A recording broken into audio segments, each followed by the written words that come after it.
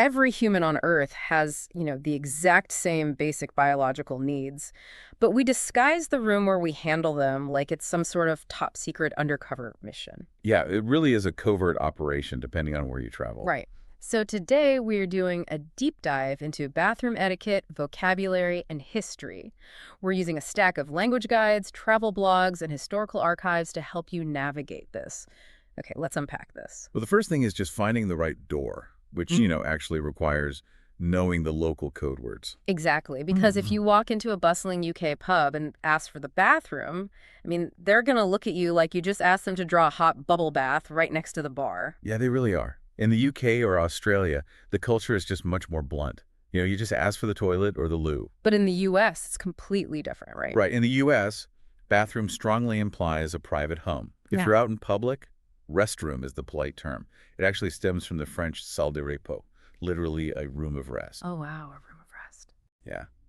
And meanwhile, Canada prefers washroom, which puts the emphasis squarely on hygiene instead. So it's not just a translation issue, it's really a window into a cultural mindset. It totally is. You have this constant cultural tug of war between politeness and functional practicality.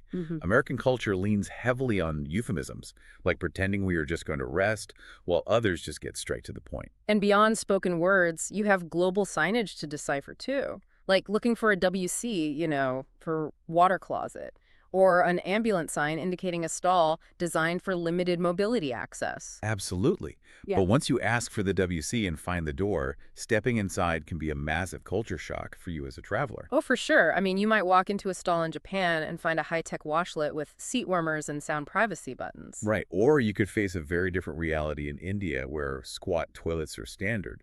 And the norm involves using a bucket of water in your left hand for hygiene. Wait, really? Just a bucket in your hand? Yes. And if you are traveling through South or Central America, you quickly learn that toilet paper usually goes in the trash can, not the bowl. Which feels so unnatural if you aren't used to it. But, there's a purely mechanical reason for that, right? Yeah, it comes down to the underlying infrastructure.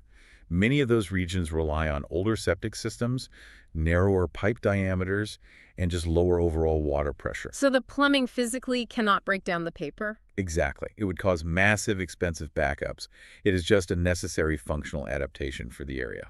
That is just a lot of local nuance for a traveler to keep straight, which I guess explains why we're seeing all these modern solutions pop up. Oh, yeah. You have specialized apparel now like zippers pants.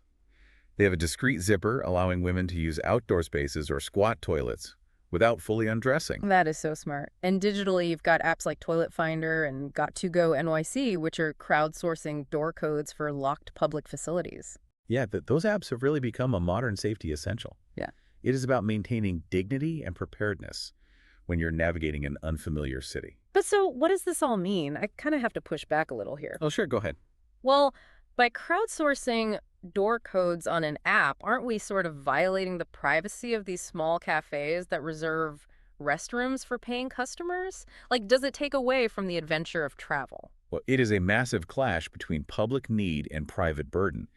Municipalities essentially rely on businesses to act as a public bathroom network. Right, they outsource the problem. Yes. So when an app broadcasts a private code to the world, the cafe suddenly bears the cost of the water, the plumbing maintenance, and the supplies without getting any actual customer revenue. Which really brings us to the most universal barrier of all, like finding the right door but realizing it demands payment. And that is a practice with incredibly ancient roots.